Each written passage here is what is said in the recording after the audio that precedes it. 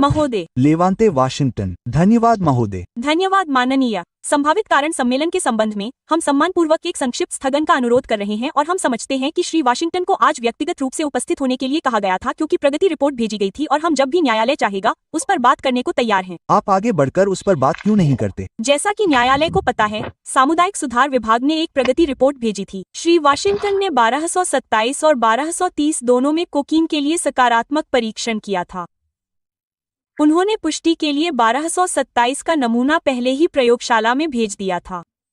हमें अभी तक किसी भी तरह से प्रयोगशाला से परिणाम प्राप्त नहीं हुए हैं। उन्होंने आज न्यायालय के बाद सामुदायिक सुधार विभाग में उपस्थित होने की योजना बनाई है ताकि प्रयोगशाला से पुष्टि के लिए अपने सबसे हालिया सेट परीक्षण को भेजा जा सके। उन्होंने आज ऐसा करने की योजना बनाई थी। बहरहाल, प्रगति रिपोर्ट के संबंध में हम न्यायालय से अनुरोध कर रहे हैं कि जब तक हमें लैब से पुष्टि नहीं मिल जाती कि वह पॉजिटिव टेस्ट था या नहीं, तब तक उसे रोक कर रखा जाए। श्री वाशिंगटन ने किसी भी तरह के इस्तेमाल से इनकार किया है। वह आज अपनी मां के साथ यहाँ हैं, जिनसे मुझे भी बात करने का मौका मिला है। वह अपनी मां के साथ रहते हैं और उनकी मां का भी कहना है कि उन्हें नहीं पता कि वह ड्रग्स ले रहे हैं। बेशक वह हर समय उनके साथ नहीं रहती हैं। हालांकि श्री वाशिंगटन ड्रग्स लेने से इनकार करते हैं, इसलिए उन्होंने इसे लैब में भेजा। हम न्यायालय से अनुरोध कर रहे हैं कि जब तक हमें किसी तरह से पुष्टि नहीं मिल जाती, तब तक इसे रोक कर रखा जाए। और फिर अगर यह पॉजिटिव आता है तो आपको क्या लगता है कि मुझे क्या करना चाहिए? मैं चाहूंगा कि उस समय इस पर ध्यान दिया जाए। तो आप नहीं चाहते कि मैं उन्हें आज बंद कर दूं, माननीय न्यायाधीश? आज तो बिल्कुल नहीं। श्री वाशिंगटन यह जानते हुए यहाँ आए थे कि यह एक संभावना है। वह इस पर नजर रखे हुए हैं। पॉजिटिव परिणाम आने के बाद भी उन्होंने परीक्षण जारी रखा। सामुदायिक सुधार केंद्र गया और उसे भेजने के लिए $30 दिए। क्या आज उसका टेस्ट होगा? हाँ, वह पेश हो रहा है। वह आज अदालत के बाद सामुदायिक सुधार केंद्र जाएगा ताकि 30 तारीख को उसका टेस्ट हो सके और मुझे लगता है कि उसका दोबारा भी टेस्ट होगा।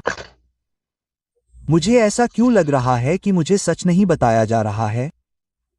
कोकीन के साथ मेरे लगातार 2 टेस्ट हुए हैं। तो मैं आपसे ये सवाल पूछना चाहता हूं, अगर मैं आपको आज भेजूं और मुझे तुरंत वे नतीजे मिल जाएं, तो क्या आपके सिस्टम में कुछ दिखेगा? नहीं, माफ करें। नहीं, माननीय। जैसा कि मैंने कहा, मेरे साथ बहुत सारी चीजें चल रही हैं। यह अकेला नहीं है। यह शायद सबसे कम चिंता का विषय है। मैं जीपीएस टैद पर हूं। मेरे पास भागने या अदालत में वापस न आने का कोई कारण नहीं है। यह सब ठीक है। मैं इस समय आपके उपयोग को लेकर अधिक चिंतित हूं। अरे नहीं, मैं उपयोग नहीं करता। मैं बिल्कुल भी उपयोग नहीं करता। मैं कुछ भी पिच करने की कोशिश नहीं कर रहा हूं। मुझे नहीं पता। लेकिन अगर हम निजी तौर पर बात कर सकते हैं, तो मैं तैयार हूं। आपको बताऊंगा कि क्या चल रहा है, लेकिन मैं हर किसी को सामने नहीं लाना चाहता।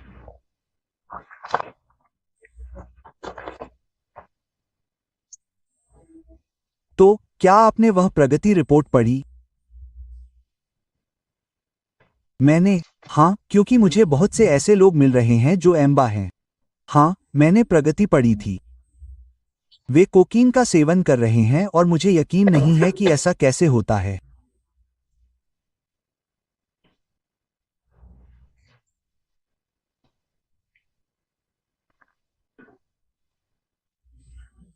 सामुदायिक सुधार में आए एक युवती ने कहा, मैंने उसके सामने इसे धूम्रपान किया, इसलिए उसकी जांच में पॉजिटिव आया होगा। उद्धरण चिन्ह। क्या आप इस पर विश्वास करते हैं?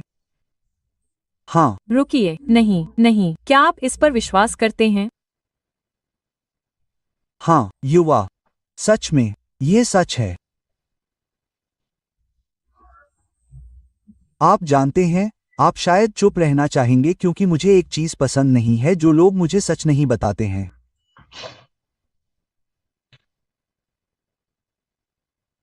क्योंकि आप अपना खेल कहीं और खेल सकते हैं। आप यहां मेरे साथ नहीं खेल रहे हैं।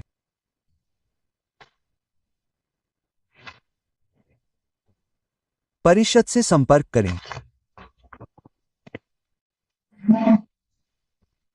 क्या आप कुछ और कहना चाहते हैं? मैं उसे एक मौका देता हूँ। क्या आप मुझे बताना चाहते हैं? मेरा मतलब है, जहाँ तक मुझे समझ आया है, वह दूसरे के यहाँ से आया है। वह हमारी जेल में है, बाहर आया है और कह रहा है कि वह नशा नहीं कर रहा था। मेरे पास 2 टेस्ट हैं।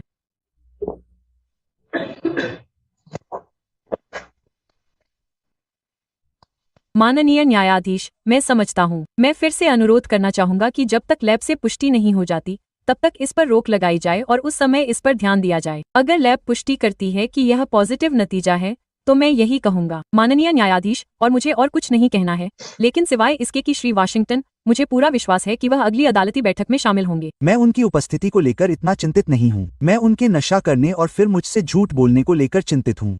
मुझे इसी बात की चिंता है। और फिर दूसरे लोगों को झूठ बोलने में उलझाए रखना। आप अमीबा नहीं हैं।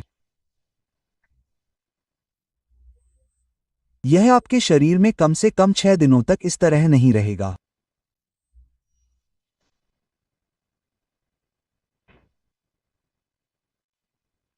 और कुछ मेरे लिए इससे आगे कुछ नहीं।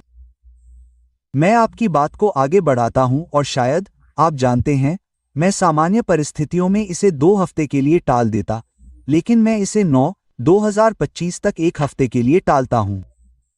हालांकि इस समय सुबह 9 बजे प्रतिवादी का मुचलका रद्द कर दिया गया है। प्रतिवादियों को रिमांड पर भेज दिया गया है। धन्यवाद, माननीय न्यायाधीश।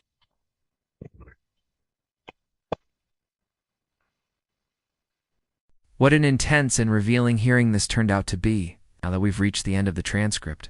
Let's break down exactly what unfolded in this courtroom because there are several layers here, legal, emotional, and psychological, that deserve a closer look. And honestly, this case is a perfect example of how quickly a judge's patience can evaporate when honesty comes into question. First, let's talk about the central issue. The back-to-back positive tests for cocaine on December 27th and December 30th for any defendant on bond, 2 consecutive positives, especially just days apart, are major red flags. The defense strategy here relied heavily on delaying action until lab confirmation, which is actually a very common tactic. Lab results carry more legal weight than quick screens, and defense attorneys often use them as a buffer to buy time, especially when the client insists they didn't use. However, the judge's reaction tells us everything about how the court was interpreting the situation. When the judge says, "Why do I have the feeling I'm not being told the truth?" that is not just frustration. That is a signal that the court believes there's a credibility issue. Once a judge feels misled, everything else becomes secondary. Whether or not the defendant shows up for court becomes less important than whether they can be trusted to comply with the law and bond conditions. Next, we have the defendant's explanation. He insists he doesn't use and even claims he wants to explain privately, but doesn't want to put everybody on Front Street. This is where courtroom psychology comes into play. Vagueness. If you're going to deny drug use after 2 positive tests, you need a specific, plausible explanation. Instead, he hints at a private issue. He hesitates and then relies on the claim that someone else was smoking around him. The judge's response to that, especially the line about amibos absorbing cocaine, shows how unbelievable that excuse sounded. In court, and legally speaking, the judge is correct. Cocaine does not passively enter your system at levels high enough to trigger consecutive positive tests simply because someone else is using near you.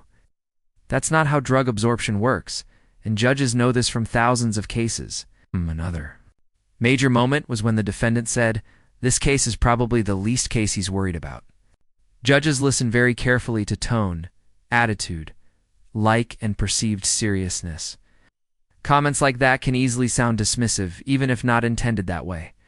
And combine that with suspected dishonesty, and the court's concern shifts from compliance to risk. This is why the judge ultimately revoked the defendant's bond. Even though the court agreed to set the next hearing in just 1 week faster than usual, the judge made it clear that the issue was not attendance but trustworthiness. Like it when the judge said, "I'm worried about his using and then lying too." Me? That sealed the outcome. I get if the court believes the defendant is using drugs and being untruthful, revoking bond becomes almost inevitable.